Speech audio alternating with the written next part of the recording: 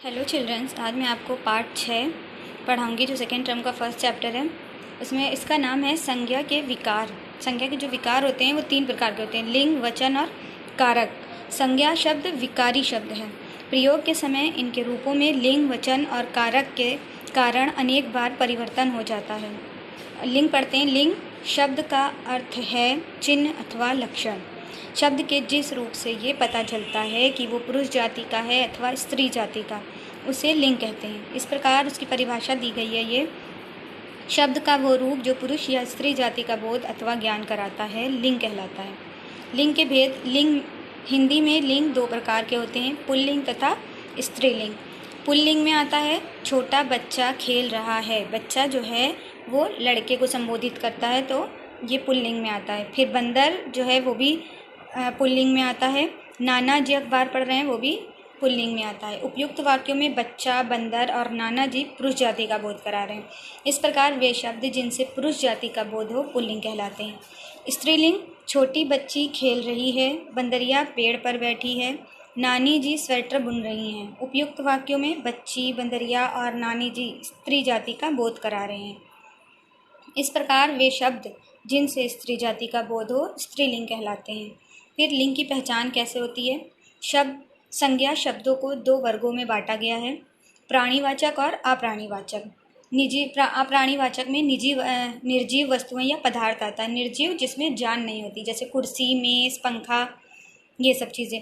तो प्राणीवाचक में क्या आता है, जिसमें जान होती है, जैसे लड़का, नायक, नौकर, चूहिया, बैल, गाय आदि। और निर्जीव वस्तुएं या पदार्थ जैसे कमरा, मेज, कुर्सी, चित्र, पत्र, चाकू आदि।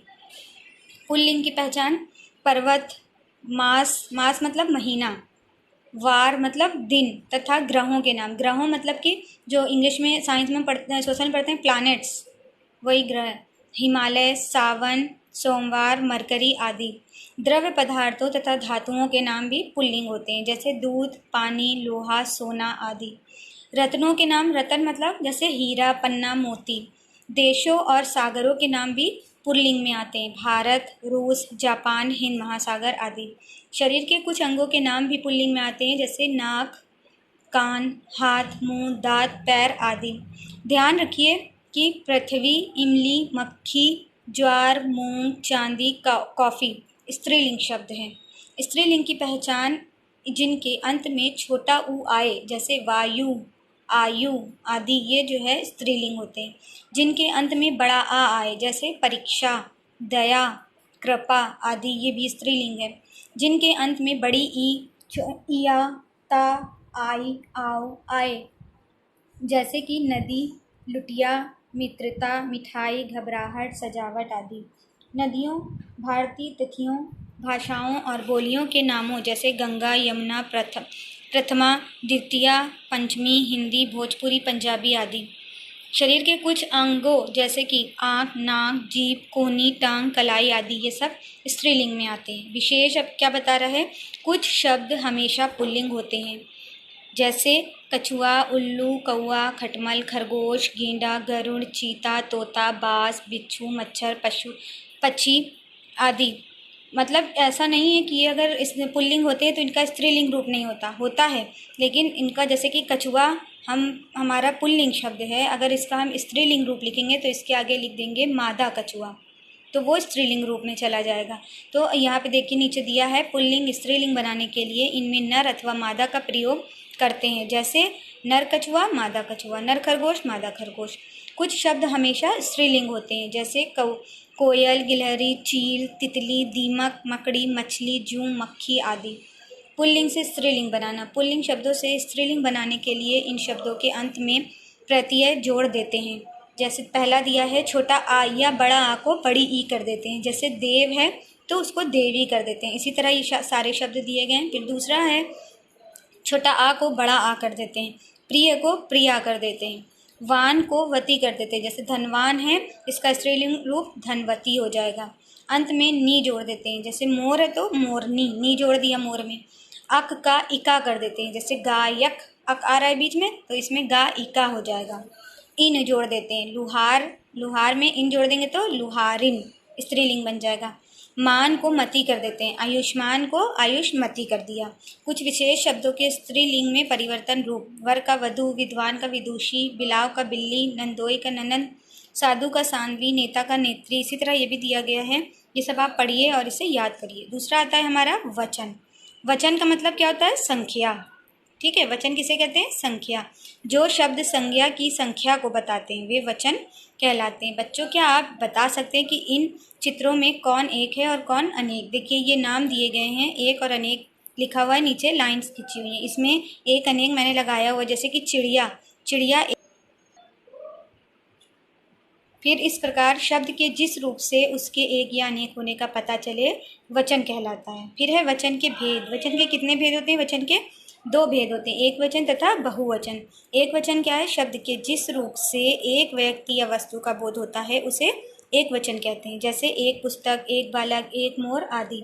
बहुवचन शब्द के बहुवचन में क्या है? शब्द के जिस रूप से दो या दो से अधिक वस्तुओं का बोध होता है, व्यक्तियों या वस्तुओं का बोध होता है, उसे वचन कहते हैं, जैसे अनेक पुस्तकें, कई लड़के, अनेक चिड़िया आदि। वचन की पहचान।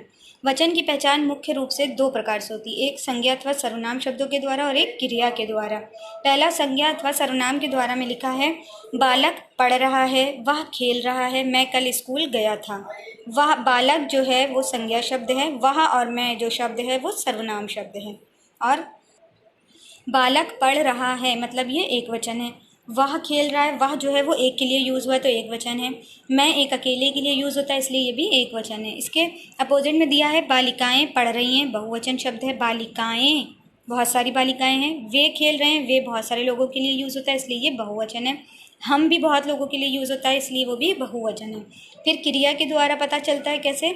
बंदर पेड़ पर बैठा है, ये एक वचन है। इसी के सामने दिया है, बंदर पेड़ पर बैठे हैं, बैठे हैं मतलब ये बहुवचन है। इसी प्रकार और सारे वाक्य दिए गए हैं। फिर ध्यान रखने के लिए क्या है कि या आदर या सम्मान प्रकट करने हेतु एक व्यक्ति के लिए भी बहुवचन का प्रयोग किया जाता है, जैसे गांधी जी अहिंसा के पुजारी थे। थे जो है वैसे तो वो बहुत बहुवचन में यूज़ होता है, लेकिन यहाँ रिस्पेक्ट और देने के लिए हम इन्हें थे कहते हैं। फिर प्रधानाचार्य अपने कक्ष में बैठे हैं। बैठे हैं जो क्रिया शब्द है, ये क्रिया शब्द बहुत लोगों के लिए यूज़ होता है, लेकिन जब हम किसी को इज्जत रिस्पेक्ट देते हैं तो बैठे हैं उनके लिए भी यूज़ करते हैं। दूसरा है, सदैव बहुवचन में प्रयुक्त होने वाले कुछ शब्द हैं, आंसू, हस्ताक्षर, दर्शन, बाल, प्राण आदि। सदैव एक वचन में प्रयुक्त होने वाले कुछ शब्द हैं, जनता, वर्षा, मिठास, लोहा आदि। दोनों वचनों में समान रहने वाले कुछ शब्द हैं, दीपक, कवि, आलू, रोग, नौकर, डाकू, पत्र, हाथ आदि। फिर संबंध सूचक शब्दों के वचन नहीं बदलते, ऐसे कुछ शब्द हैं, दादा, चाचा, मामा, नाना, ताऊ आदि। फिर एक वचन से बहुवचन बनाना, स्त्रीलिंग संज्ञा शब्दों के अंत में आ की जगह ए करके। दूसरा है, स्त्रीलिंग संज्ञा शब्दों के अंत में आ के स्थान पे ए जोड़कर। स्त्रीलिंग संज्ञा शब्दों के अंत में ई के साथ या जोड़कर।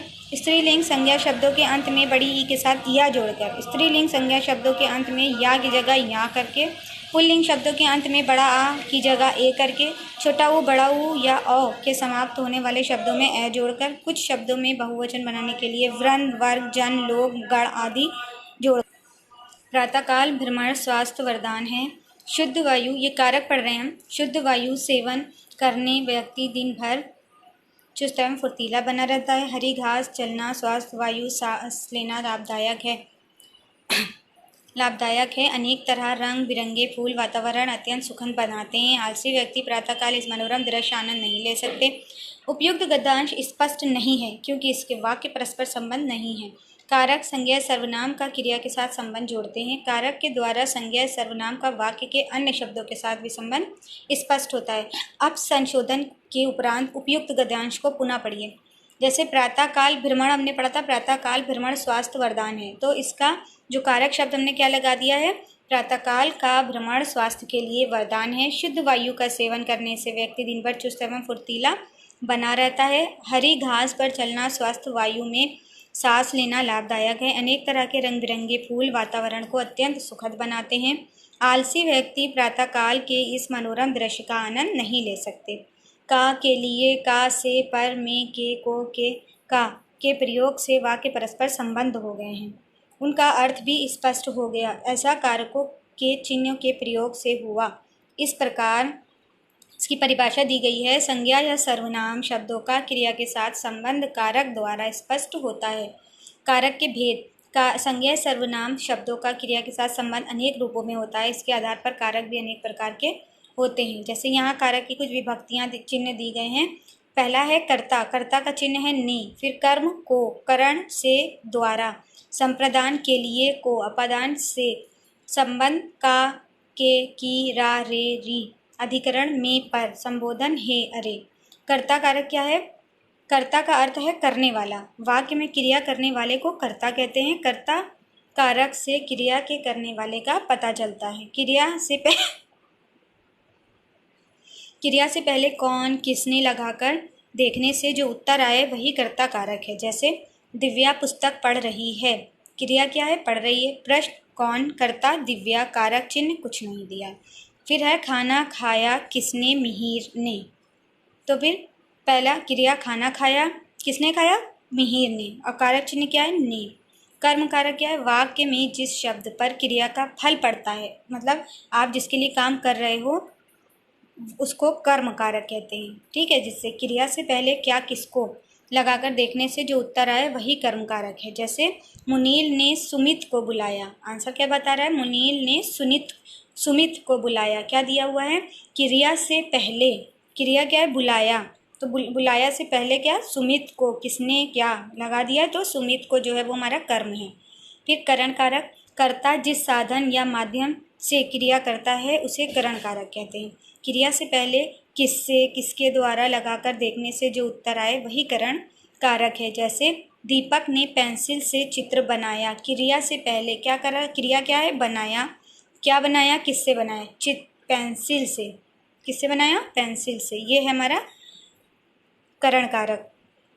संप्रदान कारक। संप्रदान का अर्थ है देना। कर्ता जिसे कुछ देता है या जिससे कुछ करता है उसे स्पष्ट करने वाला संप्रदान कारक कहलाता है। जैसे इसमें देखो दिया है, दीपक ने रमन को पुस्तक दी। ठीक है, क्रिया से पहले किसको किससे लगा देते हैं। किसको दी? रमन को दी। रमन जो है वो संप्रदान कारक है। अपादान का मतलब होता है अलग होना। जैसे पेड़ों से पत्ते अलग हो गए या फूल टहनी से गिर गया, तो से जो इसका है वो टहनी से, किससे गिरा है? टहनी से अलग हो गया, तो इसका अपादान कारक। संबंध कारक, जैसे कि आपस में किसी एक वस्तु या व्यक्ति का संबंध बताना। वाक्य है करण का भाई प्रथम आया।